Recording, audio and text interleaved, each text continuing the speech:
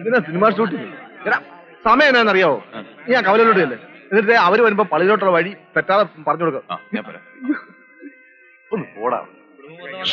ആ സദ്യയുടെ കാര്യങ്ങൾ നോക്കിയാൽ പാരിശാലിലോട്ട് പോകാൻ പറഞ്ഞിട്ട് നീ ഇവിടെ നിൽക്കുക. ഇവരൊക്കെ വന്നപ്പോ എടാ അവിടെ ചെന്ന് ആ കാര്യങ്ങൾ നോക്കിയിട്ട് ഇവിടെ വന്ന് നീ എന്ത് വേണമെന്ന് വെച്ചാൽ ചെയ്യേ. ചെല്ലേ നീ കൂടെ മൂപ്പരെ കൊണ്ട് തോറ്റ്.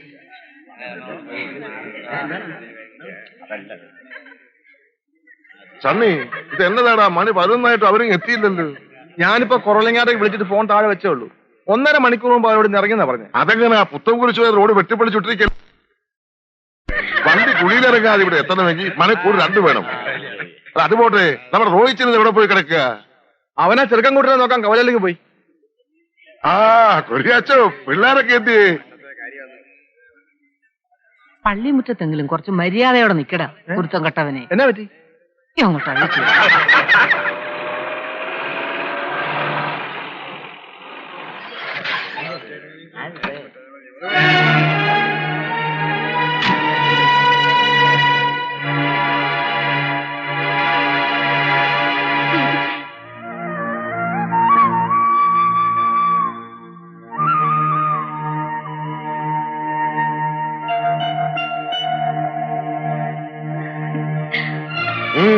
എങ്ങോട്ടാ? ഇത് കാഞ്ചനപ്പള്ളി കറിയാച്ചന്റെ മകളുടെ മനസ്സമ്മത ചടങ്ങാ, അല്ലാതെ തുമ്പങ്കൽ ത്രേസ്യയുടെ കുടുംബക്കാരുടെ അല്ല. മനസ്സിലായോ? സണ്ണി, അവനോട് പോകാൻ പറ. അപ്പൊ തൽക്കാലം പ്രശ്നം ക്ഷണിക്കാത്ത ഒരു തെണ്ടിയും കറിയാച്ചന്റെ മകളുടെ മനസ്സമ്മതത്തിൽ കൂടണ്ട. ആ തീരുമാനം ഇഷ്ടമായില്ലെങ്കിൽ നിനക്ക് പോവാം. ദൈവത്തിന് നിരക്കാത്തത് ചെയ്യരുതേ.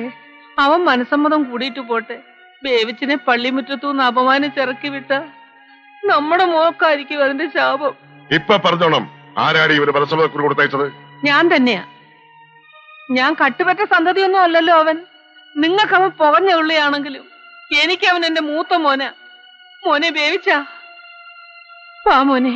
വേണ്ടമ്മച്ചി, പെങ്ങളുടെ മനസ്സമ്മതം മുടക്കിയെന്നുള്ള പേരുദോഷം കൂടി എനിക്ക് വേണ്ട.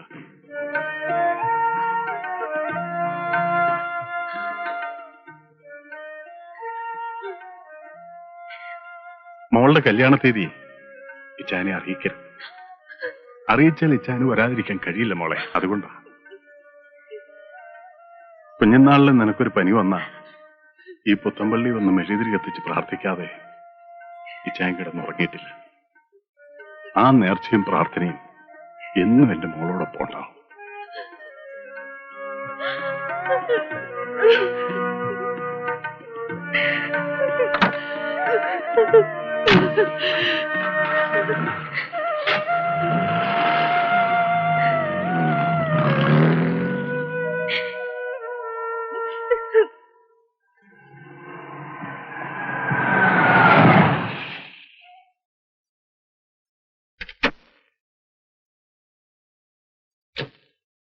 എന്താ വക്കച്ച? എടോ കറിയാച്ചാ, കല്യാണപ്പന്തി വരെ ആരുടെയും കൂടെ കിടക്കാത്ത ഒരു പെണ്ണിനെ മതി വെട്ടുകാത്ത ചെറുക്കന്. മനസ്സിലായോ?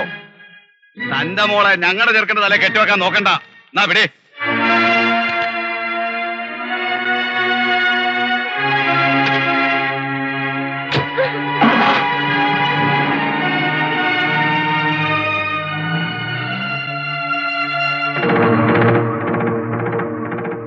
എന്റെ കർത്താവേ, സന്ധി കല്ലൂക്കാര് നമ്മളെ ചതിച്ചല്ലോടാ.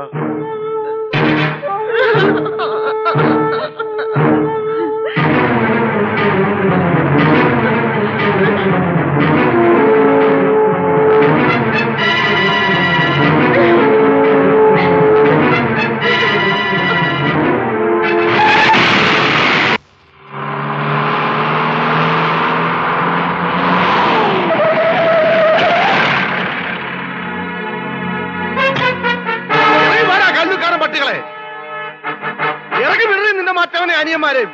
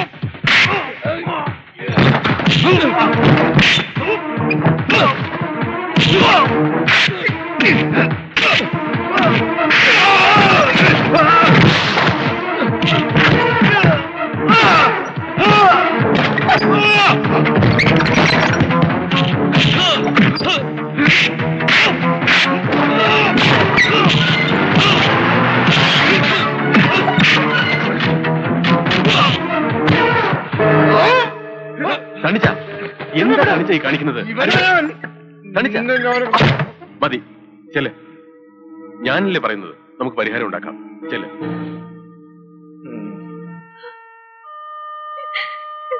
മോളെ, നീ എന്നാത്തിനാ ഇങ്ങനെ കിടന്ന് കരയുന്നേ? മനസ്സുയോദ്യവും കല്യാണവും ഒക്കെ മുടങ്ങുന്ന ഇത് ലോകത്തിൽ ആദ്യമൊന്നുമല്ല. ഒരു കണക്കിന് അതങ്ങ് പോയത് നന്നായി. അപ്പച്ചൻ പറഞ്ഞ ശരിയാ. ഏതാണ്ട് ഒരു ഫോട്ടോ കണ്ട് പെണ്ണിനെ വേണ്ടെന്ന് പറഞ്ഞവൻ അവന്റെ പാട്ടിന് പോട്ടടി. ഇക്കണക്കിന് അവൻ നിന്നെ കെട്ടിയിരുന്നെങ്കിൽ ജീവിതകാലം മുഴുവൻ നിന്നെ സംശയിക്കാൻ അവന് നേരം ഉണ്ടാവുള്ളായിരുന്നല്ലോ. നിങ്ങളിപ്പോ എന്നാ പറഞ്ഞാലും ആകെ നാണക്കേടായി. സത്യാവസ്ഥ എന്തായാലും നാട്ടുകാരുടെ വായു മൂടി കെട്ടാൻ ഒക്കൂ. അമ്മച്ചൻ ചുമ്മാ ഇരിക്കുന്നുണ്ടോ? അവന്മാര് മനസ്സമ്മതം മുടക്കുന്നല്ലേ ഉള്ളൂ. കല്യാണം നിശ്ചയിച്ച അതേ ദിവസം അതിനേക്കാൾ നല്ല ചെറുക്കനെ കൊണ്ട് ഞാൻ ഇവിടെ കെട്ടിക്കും. കുട്ടപ്പായി അല്ല, അവന്റെ അപ്പൻ ചത്തുപോയ കല്ലൂക്കാരൻ ചാണ്ടി വന്നാൽ പോലും ഇനി ഒരു പൂട്ടും നമുക്ക് ചെയ്യത്തില്ല. എനിക്കിനി കല്യാണം വേണ്ട. എന്താ മോളെ ഇങ്ങനെ കൊച്ചു പിള്ളേരെ പോലെ? നീ ഒന്നും ചെയ്തിട്ടല്ലോ ഇങ്ങനെയൊക്കെ സംഭവിച്ചത്. വിഷമിക്കണ്ട, ആ കണ്ണീരൊക്കെ തുടച്ചേ. എഴുന്നേറ്റേ. ഈ ബഹളമൊക്കെ ഒന്ന് കഴിയുന്നവരെ ഇവളെ ബാംഗ്ലൂരിലെ അളിയന്റെ വീട്ടിൽ കൊണ്ടുവന്നാക്ക്.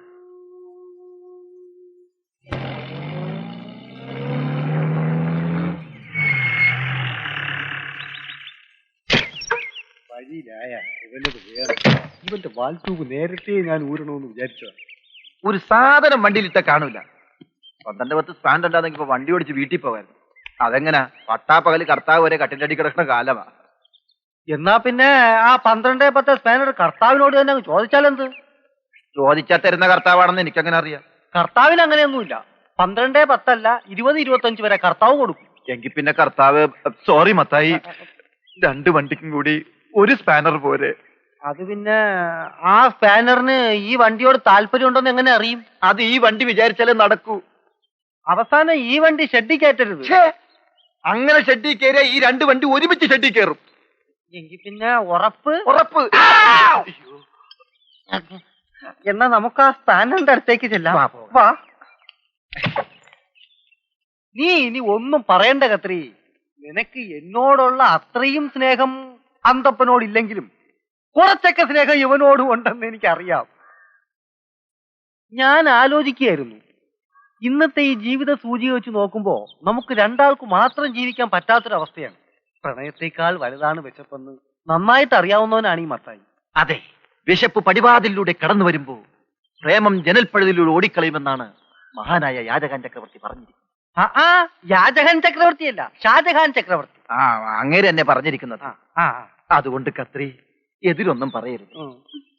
ഞങ്ങളെ വിവാഹം കഴിക്കാൻ പൂർണ്ണ സമ്മതമാണെന്ന് ഈ കൈയടിച്ച് സമ്മതിക്കണം, സമ്മതിക്കണം. അയ്യോ, ഒരു പെണ്ണെങ്ങനെ 2 പേരെ കല്യാണം കഴിക്കുന്നേ?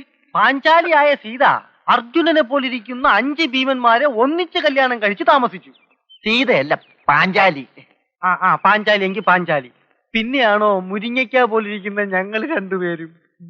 ആ പാഞ്ചാലി എന്ത് ഭാഗ്യവതിയാ. ഒരു സാരി ചോദിച്ചാൽ 5 സാരി കിട്ടും. അയ്യോ, അവരെന്താവശ്യപ്പെട്ടാൽ 5 എണ്ണം വീതം കിട്ടും. ചതിച്ചോ? ഇനി 3 പേരെ കൂടി നമ്മൾ ഉണ്ടാക്കേണ്ടി വരുമോ? എന്തിന്? നമ്മൾ 2 പേര് പോരെ? 5 അല്ല 10 സാരി വേണമെങ്കിലും നമ്മൾ വാങ്ങിച്ചു കൊടുക്കും. ഈ വിവാഹത്തിന് സമ്മതിച്ചു ഒന്ന് പറ കത്രി. സമ്മതിച്ചു. അപ്പൊ എന്താണ് നമ്മുടെ വിവാഹം?